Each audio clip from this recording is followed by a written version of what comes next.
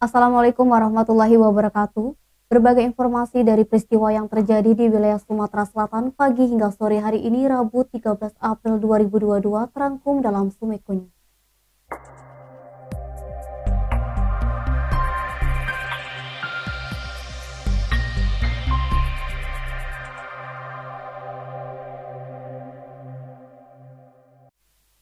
Warga binaan Lapas Kelas 1 Merah Mata Palembang mengisi Ramadan 1443 Hijriah dengan meningkatkan kegiatan ibadah.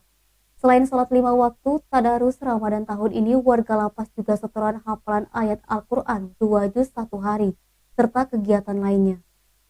Kepala Lapas Kelas 1 Merah Mata Palembang, Kadiono mengatakan, kegiatan Ramadan untuk memberikan pembekalan terhadap warga binaan. Selain itu, bagian dari investasi akhirat terkhusus untuk semua warga binaan, karena di sini jauh lebih banyak kesempatan untuk mendekatkan diri kepada Allah Subhanahu wa Ta'ala. Diharapkan warga binaan bisa introspeksi dan memperbaiki diri dari ilmu yang didapat selama di Lapas Kelas 1 Merah Mata.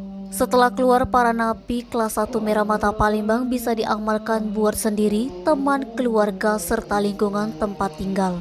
Kadiono juga mengingatkan warga binaan untuk tetap menjaga toleransi kepada umat beragama lain yang tidak menjalankan ibadah puasa. Hasan Harun, salah satu napi kasus narkoba, mengucapkan banyak terima kasih atas ilmu yang telah diberikan oleh petugas Lapas Kelas 1 Merah Mata Palembang. Denny, Sumeko TV melaporkan. Seekor ular sanca berhasil diselamatkan tim penyelamatan Dinas Pemadam Kebakaran dan Penyelamatan Kabupaten Ogan Ilir, Selasa 12 April sekitar pukul 22.10 waktu Indonesia Barat malam. Ular sanca yang berukuran lebih kurang 3 meter ini masuk ke rumah Edi Yuliadi 50 tahun, warga desa Sungai Pinang 1, Kecamatan Sungai Pinang, Ogan Ilir. Pelaksanaan tugas Kepala Dinas Damkar dan Penyelamatan Kabupaten Ogan Ilir, Dasri Jaya, mengatakan pihaknya mendapatkan laporan dari masyarakat terkait adanya seekor ular sanca yang bersembunyi di balik tumpukan kayu. Dalam misi penyelamatan ular tersebut, tim dibantu warga setempat membutuhkan waktu lebih kurang dari 1 jam. Ular berhasil ditangkap dan dimasukkan ke karung. Eti, Sumeko TV melaporkan. 4 hektar lahan rawa yang berada di simpang Bandara Sultan Mahmud Badarudin II Palembang, Jalan Bandara Residen, Kelurahan Kebun Bunga, Kecamatan Sukarami, Palembang, akan dijadikan kolam retensi untuk penampungan air dari sejumlah kelurahan yang ada di Kecamatan Sukarami. Gubernur Sumsel Hajar Manderu didampingi Sekretaris Daerah Kota Palembang Ratu Dewa meninjau langsung tempat yang akan dijadikan kolam retensi Rabu 13 April. Deru mengatakan menurut Balai Besar Wilayah Sungai 8, kawasan tersebut sangat layak untuk dijadikan kolam retensi. Untuk itu dia meminta dukungan kepada seluruh jajaran terkait, mulai dari Pemkot Palembang dan masyarakat agar dalam pengerjaan cepat terlaksanakan. Kepala BBWS 8 Mariadi Utama mengungkapkan, kolam retensi ini ditargetkan selesai pengerjaan pada akhir 2024 dan anggaran pembangunan sebesar 62 miliar. Kolam retensi ini akan meliputi beberapa kelurahan yang ada di Kecamatan Sukarami, Palembang. Untuk pembebasan lahan, Pemprov Sumsel akan bekerja sama dengan Pemkot Palembang.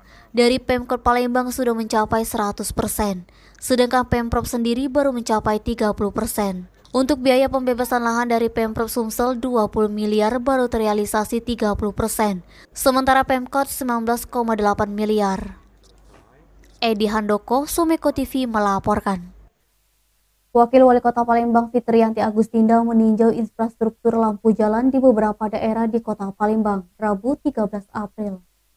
Wakil Wali Kota Palembang Fitriyanti Agustinda meninjau infrastruktur lampu jalan di Jalan DI Panjaitan, Kelurahan 16 Ulu, Kecamatan Seberang Ulu 2, Palembang. Lalu lanjut meninjau di Jalan Dwi Kora, Kecamatan Ilir Barat 1 hingga ke Jalan Demang Lebar Daun, Kecamatan Ilir Timur 1. Fitri mengatakan beberapa masyarakat memberikan laporan lampu jalan tidak menyala di malam hari. Dikatakan lampu jalan yang tidak menyala kemungkinan besar bola lampu yang rusak. Ada sekitar 80% lampu jalan di Kota Palembang rusak. Laporan warga akan segera ditindaklanjuti terlebih menuju Lebaran Idul Fitri. Banyak masyarakat dari luar kota berdatangan dan banyak aktivitas di bulan puasa saat malam hari seperti sholat tarawih. Nabang, Sumeko TV melaporkan. Demikian Sumeko News hari ini, jangan lupa 3M, memakai masker, menjaga jarak, dan mencuci tangan pakai sabun. Wassalamualaikum warahmatullahi wabarakatuh.